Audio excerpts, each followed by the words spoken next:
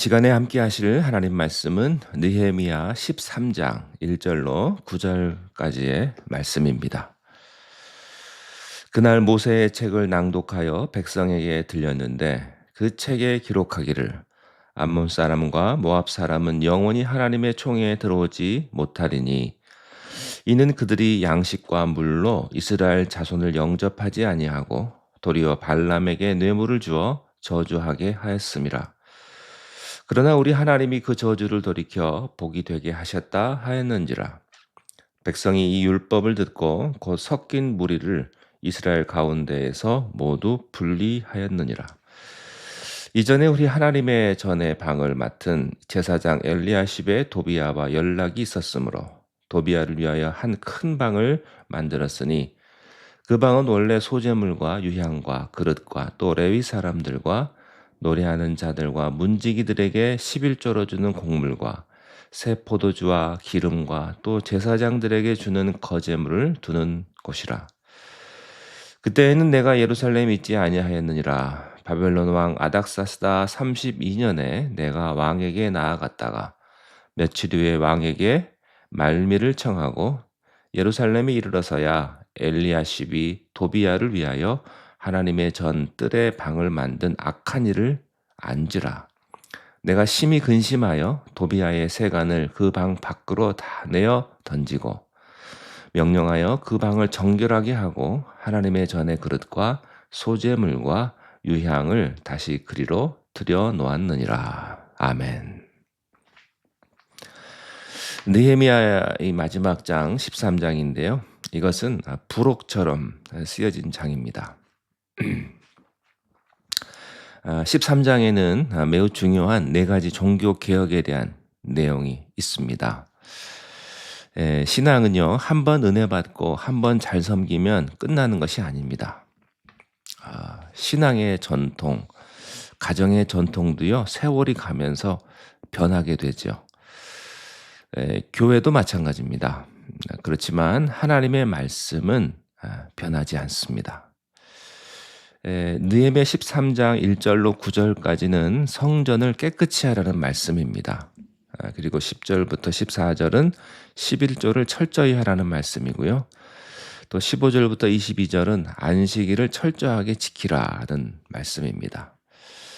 그리고 마지막으로 23절로 31절은 이방인과 결혼하지 말고 결혼을 정결하게 지키라 하는 말씀이에요. 그 중에서도 첫 번째 신앙개혁은 성전을 깨끗이 하라는 말씀입니다. 신앙생활에 있어서 주춧돌이 되는 것은 교회입니다. 누가복음 2장 36절 37절에 보면 안나라고 하는 여자 선지자가 나옵니다. 이 사람이 결혼을 해서 남편과 7년을 살았는데요. 7년 후에 남편이 죽습니다. 그래서 84세까지 과부로 살아갑니다. 그렇게 과부로 사는 동안 성전에서 밤낮으로 금식하고 기도하고 섬기다가 죽는 날 예수님을 만나게 됩니다. 우리도 안나처럼 죽는 순간까지 우리가 교회를 섬기는 자들이 되어야 할 줄로 믿습니다. 두 번째 신앙 개혁은요, 11조에 관한 것인데 이것을 다른 말로 하면 재정 원칙이라고도 할 수가 있습니다. 우리가 이 원칙을 지키지 않으면 평생 고생합니다. 느헤미야는 이 11조 원칙을 다시 이야기하면서 강조합니다. 세 번째 신앙 개혁은 안식일에 관한 문제입니다. 하나님께서 우리에게 안식일을 거룩하게 지키라고 말씀하셨는데도 불구하고요. 우리는 너무나 바빠서 또 너무 세상이 좋아서 안식일을 제대로 지키지 않을 때가 많습니다. 그렇게 되면 우리의 신앙이 썩을 대로 썩게 되죠. 네 번째 신앙 개혁은 이방인들과의 혼인 문제였습니다. 그들은 결혼을 성경의 원리대로 하지 않고 세상적인 방법으로 이방인을 만나서 결혼하고 우상을 섬겼습니다. 한 발은 하나님께, 한 발은 세상에 걸쳐놓고 산 거죠. 그러다 보니까 자연스럽게 가정이 위기를 맞게 되었던 것입니다. 이런 느헤미야의 네 가지의 신앙 개혁은요. 오늘을 사는 우리에게도 하나하나 구체적으로 적용이 됩니다. 우리는 죽으나 사나 교회를 붙들고 살아야 합니다. 교회는요, 신앙의 어머니와 같은 것입니다. 1절 말씀에 보면 그날 모세의 책을 낭독하여 백성에게 들렸는데 그 책에 기록하기를 암몬 사람과 모압 사람은 영원히 하나님의 총회에 들어오지 못하리니. 하나님께서는 암몬과 모압 사람들과의 결혼하는 것을 허락하지 않으셨습니다. 신명기에도 보면 자세하게 나와 있는데요. 암몬 사람과 모압 사람은 여호와의 총회에 들어오지 못하리니 그들에게 속한 자는 10대뿐 아니라 영원히 여호와의 총회에 들어오지 못하리라. 그들은 너희가 애굽에서 나올 때에 떡과 물로 너희를 길에서 영접하지 아니하고 메소포타미아의 부돌 사람 부올의 아들 발람에게 뇌물을 주어 너희를 저주하게 하려 하였으나 내 하나님 여호와께서 너를 사랑하심으로 내 하나님 여호와께서 발람의 말을 듣지 아니하시고 내 하나님 여호와께서 그 저주를 변하여 복이 되게 하셨나니 내 평생에 그들의 평안함과 형통함을 구하지 말지니라. 네, 신명기 23장 3절에서 6절까지의 말씀이었습니다. 한 사람이 이 모압과 암몬 사람과 결혼을 하면 양가가 얽히게 되고요. 여호와를 믿는 이스라엘 백성과 우상을 섬기는 이방인 집안이 섞이게 됩니다. 그래서 하나님께서는 이방인들을 경계하라고 하신 거예요.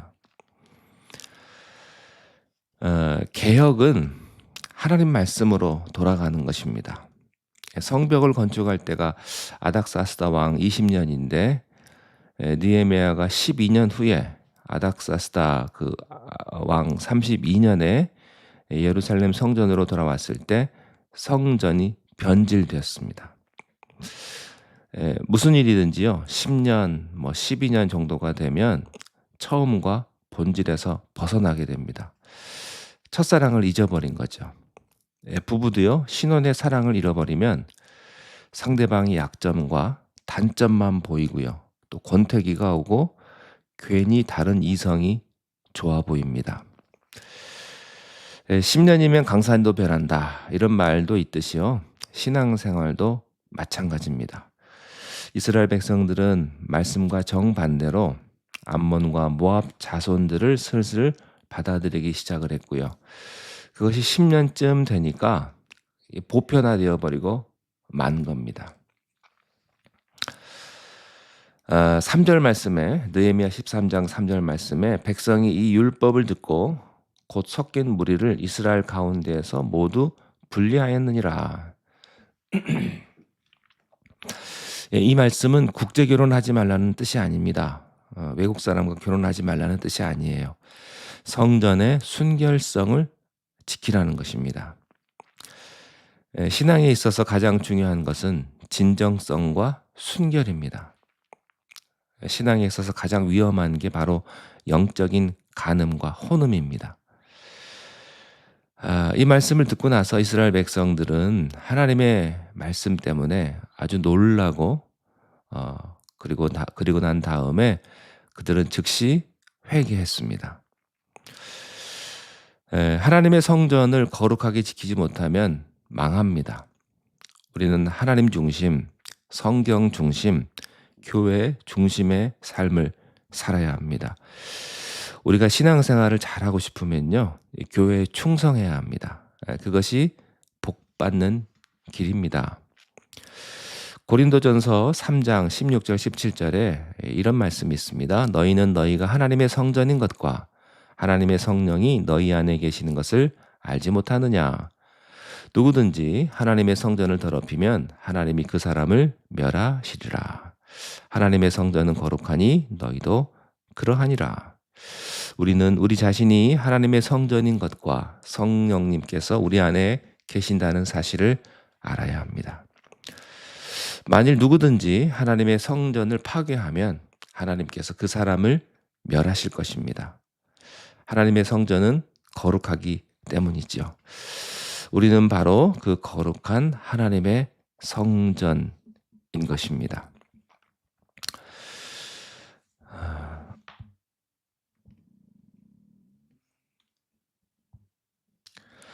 요한복음 2 장에 보면요. 성전이 더럽혀진 것을 보신 예수님께서 크게 분노하신 장면이 나옵니다. 유대 사람들이 지키는 유월절이 다가오니까 예수님은 예루살렘에 올라가셨습니다. 그런데 성전 안에 사람들이 소와 양과 비둘기를 팔고요. 또 탁자 앞에 앉아서 돈을 바꿔주는 것을 보시고 예수님이 크게 노하셨습니다. 그리고는 노끈으로 채찍을 만들어서 양과 소들을 모두 성전 밖으로 내쫓고 또 돈 바꿔주는 사람들의 동전을 쏟고요. 탁자를 엎어버리셨습니다. 그리고 비둘기를 팔던 사람들을 향해서 말씀하셨어요. 이것들을 여기서 다 치워버려라. 내 아버지 집을 장사하는 집으로 만들지 말라. 우리는 하나님의 성전을 장사하는 집으로 만들지 말고 기도하는 집으로 만들어야 할 줄로 믿습니다.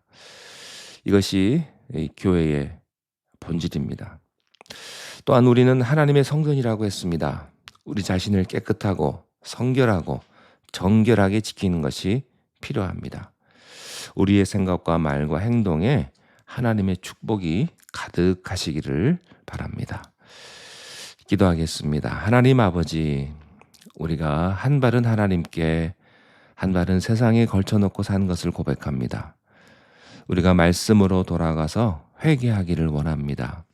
우리가 하나님 중심, 성경 중심, 교회 중심의 삶을 살게 하여 주옵소서. 우리가 진심으로 교회를 섬기고 깨끗함으로 교회를 섬기게 하여 주옵소서. 예수님의 이름으로 기도하옵나이다. 아멘.